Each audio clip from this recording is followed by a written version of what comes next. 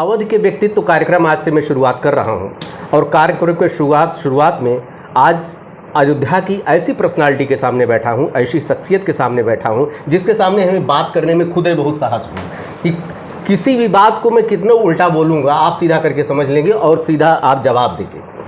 तो मैं हूँ श्री ताराचंद तन्हा जी।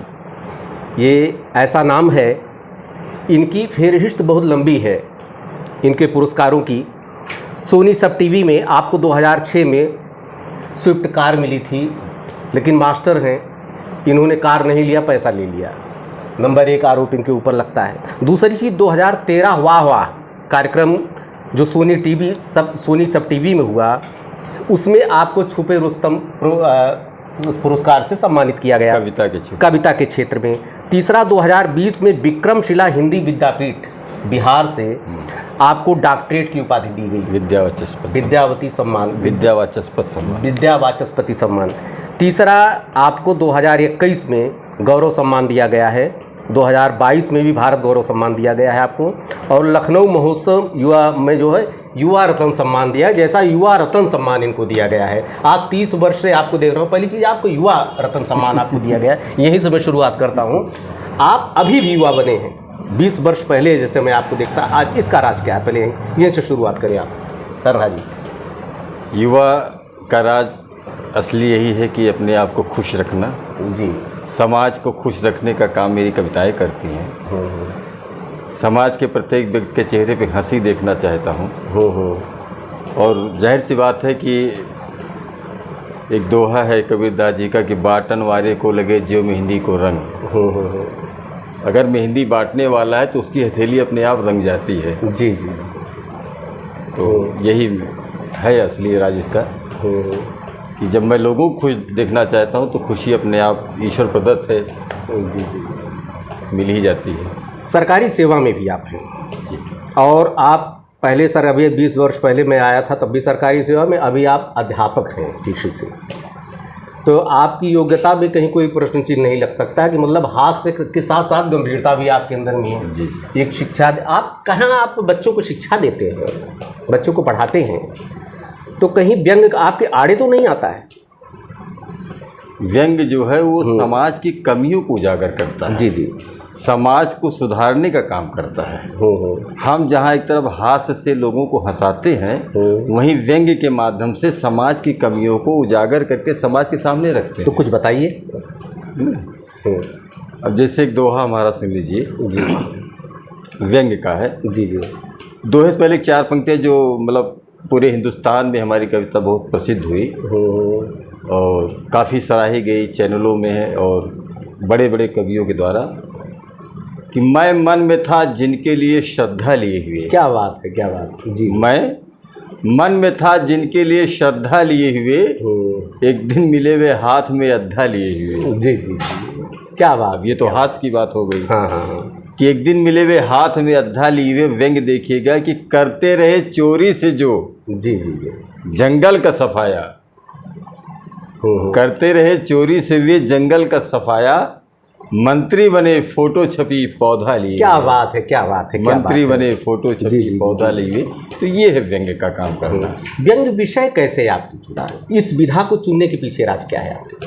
देखिए, होता क्या है कि केवल हास्य जो है वो कुछ दिनों के बाद भुला सा दिया जाता है। जी जी जी, गंभीरता नाम की चीज़ उसमें नहीं रहती है। भाई ठीक है, मौके पे आपने हंसी वाली बात की, हंसे और थोड़ी देर बाद भूल गए। लेकिन व्यंग्य जो है वो कचोटता है आपको। जी जी, वो आपको सोचने पर मजबूर करता है, चिंतन में आपको ले जाता है ना। तो इस व्यंग्य के माध्यम से समाज को सुधारने का, समाज की कमियों को उजागर करके उसको सुधारने का एक काम मैंने, एक मुहिम ये बनाया। जी जी जी जी, मौजूदा सियासी और राजनीतिक समय चल रहा है, इसमें व्यंग्य को कहाँ आप प्रासंगिक मानते हैं? प्रासंगिकता पर विचार बताइए। देखिए, व्यंग्य तो हमेशा जो है प्रासंगिक रहा है। कबीर साहब के समय से लेकर व्यंग्य पे बहुत बड़ा काम किया उन्होंने। आज तक समय समय पर हमने क्या कहा, समय समय पर लोगों की कमियों को उजागर करने का काम व्यंग्य ने किया है। वो चाहे राजनीति हो, चाहे समाज हो, चाहे व्यक्ति विशेष हो। हर जगह व्यंग जो है पैनीधार का काम करता है, सुधार का काम करता है। जैसे वो नहीं कि निंदक नीरे राखी आंगन कुटी छवाए। तो अगर आप में अपने आप में सुधार की तरफ नज़रिया है, ध्यान है, तो व्यंग स्वीकार करना। वर्तमान परिवेश में कुछ व्यंग, कुछ कविता आपकी? वर्तमान परिवेश पे देखिए, कविताएं तो समय समय पे तमाम होती रहती हैं। एक मैं आपको लक्षण का सुनाता हूँ अपनी, कि एक बहुत हल्का आदमी जी, एक बहुत हल्का आदमी संयोग से दूसरे हल्के में चला गया। जी जी, क्या बात है, क्या बात है। एक बहुत हल्का आदमी संयोग से दूसरे हल्के में चला गया, मज़ा तो तब आया जब उसने इसको हल्के में ले लिया। क्या बात है, क्या बात है, बहुत अच्छी बात है जी। मज़ा तो तब आया जब उसने इसको हल्के में ले लिया और इसका मन भारी हो गया। जी जी, तब इन पंक्तियों का मैं आभारी हो गया। व्यंग सुनिएगा, साथ सदा हल्के लोगों का मन भारी करता है। जी जी, साथ सदा हल्के लोगों का मन भारी करता है, और साथ रहे यदि भारी तो मन हल्का होता है। क्या बात है, क्या बात है। लेकिन एक समस्या आपके सामने आती होगी कि जो व्यंग्यकार हैं, जो हास्य हैं या सबको हंसाते रहते हैं, उनको लोग गंभीरता से नहीं लेते हैं। कभी कभी ऐसा आप लोगों के सामने समस्या इस तरह की आई कि आप उस समय गंभीर होना चाह रहे हैं लेकिन आपको हंसी में लोग ले रहे हैं? मतलब हर समय मूड एक जैसा नहीं रहता। कभी देखिए, आप भी एक मानव हैं, कभी कभी ऐसा लगता होगा कि आप गंभीर बात किसी के सामने कहना चाहते हो, कुछ आपके सामने समस्या है लेकिन उसको आप गंभीरता से नहीं लेते। इस पर आपकी क्या राय है? हमने भी थोड़ी देर पहले आपसे कहा ना कि जो हास्य, वो प्योर हास्य जो होता है, उस हास्य को हल्के में लेके लोग भुला देते हैं, टाल देते हैं। लेकिन जब आप व्यंग्य पे आते हैं तो गंभीरता से उसको सुना जाता है, गंभीरता से लिया जाता है, क्योंकि वो आपको कचोटता है, कुरेदता है, चिंतन पे मजबूर करता है। ये व्यंग्य का काम है। अच्छा। अभी मैं आ रहा था आपसे मिलने के लिए, तो शायद हमको आने में कोई दिक्कत नहीं, हर तीसरे आदमी ने रास्ता बताता चला गया और आपका नाम लेते ही बरबस उसके चेहरे पे मुस्कान आ जाती थी। तो आपको कुख्यात की श्रेणी में हम लोग विख्यात की श्रेणी में, इसको क्या कह सकते हैं? अब ये आप भाई साहब हैं, अपने स्तर से कुछ भी ले सकते हैं। नहीं, बड़ी खुशी हुई। हमने क्या कहा कि जैसे आपने कहा कि लोगों के चेहरे पे हंसी आई आपका नाम लेने पे। जी, तो अपना यही प्रयास रहा है, जब नाम लेने पे हंसी आ गई तो कविताएं सुनने कितनी क्या बात है। तो अपना शुरू से ही प्रयास रहा है कि समाज में जैसा जिसका कद है, छोटा है तो उस ढंग से मिलना, बड़ा है तो उस मैं बच्चों को, अपने स्कूल में बच्चों को भी आप कह के बुलाता हूँ। जी। उसका सिर्फ एक कारण है कि वो भी आप कहना सीखें। तो ये है शिक्षा देने का। तो समाज में इस तरह से जब आपका व्यवहार, आपका नेचर, आपका संस्कार जाएगा तो जाहिर सी बात है आदमी आपको मुस्कुरा के मिलेगा आपसे, और उसके नाम पर मुस्कुरा के मिलेगा। यही आपकी कार्य योजना क्या है? सामाजिक, साहित्यिक, राजनीतिक तो बोल नहीं सकता क्योंकि कभी आप राजनीतिक रहे भी नहीं। कभी नहीं रहा, और शायद राजनीति में आपको रुचि भी नहीं है। और एक कवि की एक अलग जाति होती है। जी। कवि की यहाँ पर तो अच्छा एक बड़ा दुख होता है तन्हाई। आजकल लोग चाहे कवि हो चाहे राजनीति, सबको एक जाति और धर्म के आईने, उससे चश्मे से लोग देखने लगे। बहुत समस्याएं आ रही इस समय, योग्यता का ह्रास होता जा रहा है। ये आपने सही कहा। और हर आदमी की योग्यता, हम तो देखते हैं अच्छे योग्य लोग हैं, कहीं न कहीं उनको ये समस्याएं उनके सामने आ रही। आपके क्या विचार है? नहीं, ये आपका कहना सही है कि देखिए, होता नहीं कि हर आदमी की शिक्षा और उसके संस्कार अलग अलग होते हैं, है ना। हर परिवारों के, हर समाज के, तो देखिए, और हर जात में सब दूषित मानसिकता के लोग नहीं हैं। जी। कुछ एक लोग हर जगह हैं। जो कमियां आ रही हैं वो गिनती पे, उंगलियों पे वो संख्या है। वही लोग इस तरह से जो है समाज में दूषित भावना फैला रहे हैं। और कवियों का भी राजनीतिक व्यवसायीकरण होता जा रहा है धीरे धीरे। हाँ। ये देखिए, कभी राजनीतिक मंच, आप कभी राजनीति के मंच पर नहीं देखा इसलिए आप बधाई के पात्र हैं। ये तो मैं आज से नहीं 30 वर्षों से मैं देख रहा हूँ, लेकिन कभी भी राजनीतिक हो गए हैं इधर। वो है नहीं कि जिसकी वो हम लोग कोशिश करते हैं कि हमारी कलम बिकने ना पाए। अच्छा जी जी। और ये जैसा आपने कहा कि मैंने शुरू से इसका ध्यान दिया कि मैं कभी किसी राजनीतिक मंच से मैंने काव्य पाठ नहीं किया। संबंध है, सब लोग जानते हैं, हर पार्टी के लोग से मतलब संबंध है, सब जानते हैं, बुलाते भी हैं लोग, लेकिन अपने आप को मैंने हमेशा बचा के रखा कि राजनीति का कहीं हमारे ऊपर। तन्हा जी को एक चीज़ मैंने देखा कि तन्हा ही लोग जानते हैं। एक बहुत बड़ी बात है कि किसी के टाइटल से लोग जाने। हाँ, तन्हा नाम से ये अपने में बहुत अच्छा लगता है। और कई लोगों ने हमसे प्रश्न भी किया, आपने तन्हा क्यों लिखा? जी जी जी। अब ये बताएं। हाँ हाँ, इसके पीछे राज क्या है? जी, ये प्रश्न मेरा भी है। और मंचों पे कई बार आवाज़ आई, पहले तो ये काव्य पाठ करने से पहले बताइए आपने तन्हा क्यों टाइटल? हाँ। तो हमने कहा देखिए मेरा नाम है तारा चंद्र, यानी चंद्रमा और तारा, ये मेरा नाम। तो आपने देखा होगा कि चंद्रमा जो है वो तारों की झुरमुट में तन्हा है। अरे वाह वाह, क्या बात है। जी जी जी। पहला। दूसरा ये था कि अपने आप में मैं समाज में अलग पहचान, एक तन्हा, एक भीड़ में भी तन्हा दिखे कोई। जी जी जी जी। ऐसी एक गज़ल याद आ रही है, किसकी थी तन्हा जी? आप ही जो ये शब्दों है कि लेके पहचान अपनी अलग, साथ सबके चला कीजिए, जब कभी फैसला कीजिए खुद से भी मशवरा कीजिए। किसकी याद आ रही है आपको? शायद चंदन दास की थी। हाँ, संभवतः चंदन दास की गज़ल। ये आपने अभी जो शब्द बोले, शायद मैंने उसी को कविता में कहा, उसी को आपने व्याख्या कर दिया। मैंने गज़ल में कहा, आपने व्याख्या कर दिया। आगे आपकी साहित्यिक और सांस्कृतिक कार्य योजना कुछ देखिए आगे क्या है? आगे की हमारी कार्य योजना जो है, तो अभी हमारी संस्था है, रजिस्टर्ड संस्था है, कबीर संस्थान। तो कबीर संस्थान के बैनर तले मैं एक शब्दश्री शिखर सम्मान शुरू किया है। इस बार से मैं मतलब उसमें कई बार हमने युवाओं को दिया और मतलब वयोवृद्ध को दिया। इस बार जो हमने 8 जनवरी को कार्यक्रम किया उसमें मैंने 25,000 का सम्मान राशि लगा दिया। अच्छा अच्छा अच्छा। अब हमारा शब्दश्री सम्मान जो है वो 25,000 की धनराशि के साथ जो है।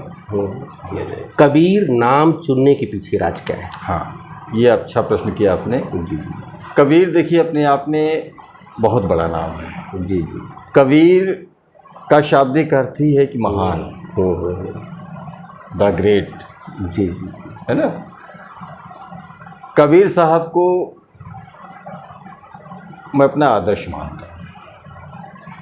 उनकी कविताओं में जो व्यंग है, जी जी जी जी, चोट करता हुआ जो वार है, उन्होंने जो अपने शब्दों से समाज को, हर वर्ग को उन्होंने समझाया, जहाँ गलती देखी वहाँ टोका। तो उनके दोहों से भाई स्कूल में पढ़ता रहा, पुस्तकों में पाठ्य पुस्तकों पढ़ते पढ़ते उनसे मैं ज़्यादा प्रभावित हुआ। उसके साथ साथ हमारे जो काव्य मंचों के गुरु थे रफ़ीक शादानी साहब जी, वो भी आधुनिक कबीर थे। उन्होंने भी मस्कागत नहीं छुआ था और इन्होंने भी मस्कागत नहीं छुआ। रफ़ीक शादानी साहब का कौन सा वाक़या आपको याद आता है जो आपको शायद जीवन में नहीं भूलेगा? उनके साथ आपने बहुत काम किया है। हाँ, कई मंचों पर रहा हूँ साथ में। और उनका तो हर मंच जो है होता, तो हर सफ़र उनके साथ यादगार रहा, क्योंकि भाई गुरु थे। जी जी जी। एक अलग आस्था होती गुरु के प्रति, और उनका एक जलवा ही अलग था कि, और सबसे बड़ी बात कि वो वही है ना कि मस कागज छूने वाली स्थिति इनकी भी थी। और क्या धारदार, क्या पहने व्यंग्य करते थे वो। जी जी। कुछ उनका एक आध दो पूरा मजमा लूट लेते, एक आध दो पंक्तियाँ। अब कई कविताएं उनकी, एक कविता तो उनकी ये थी कि ई महंगाई ई बेकारी, ई महंगाई ई बेकारी, बिकी जात बा लोटा थारी। जी जी जी। जियो बहादुर खद्दर धारी। क्या बात है, क्या बात। जी जी जी। जियो बहादुर, ये बहुत बड़ी कविता थी उनकी। बहुत मतलब उनके जब मंच पे बैठते ही पब्लिक में एकदम शोर हल्ला।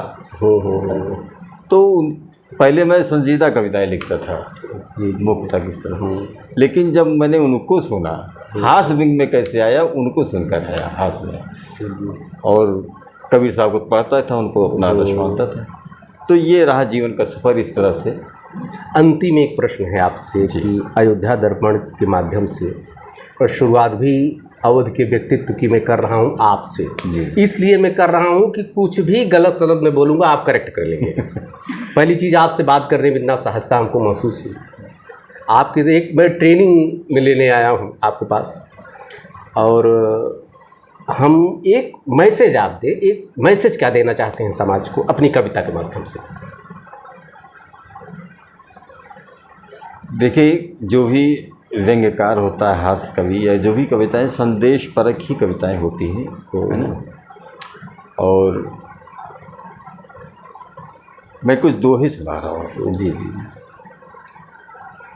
पहला दोहा मेरा अवधी टच में है कि तन्हा यही संसार में, तन्हा यही संसार में देख देख दुख होए। जी जी। तन्हा यही संसार में देख देख दुख होए, और लखपति बने का सब चले, गणपति बने न कोई। क्या बात है। जी जी, है ना। और पर्यावरण पर कुछ पंक्तियाँ आपको समर्पित करता हूँ कि लाख मिले शुभकामना, हो जाओ दीर्घायु। जी जी। लाख मिले शुभकामना, हो जाओ दीर्घायु, आयु भला कैसे बढ़े, शुद्ध नहीं जलवायु। क्या बात है, क्या बात है, कितना सटीक व्यंग है। आयु भला कैसे बढ़े, जी जी। शुद्ध नहीं जलवायु। तो ज़रूरत हमें जलवायु शुद्ध करने की, अपने पर्यावरण को मानसिक और सामाजिक जी जी है शुद्ध करने की ज़रूरत है। और एक दोहा ये देखिए, मैंने माँ के हवाले से कुछ दोहे कहे हैं कि माँ रचती है सृष्टि को, देती प्यार दुलार, और माँ क्या है, उसका स्थान कितना ऊंचा है कि माँ रचती है सृष्टि को, देती प्यार दुलार, और माँ के पलने में पले जग के पालनहार। क्या बात है, क्या बात है, क्या बात है।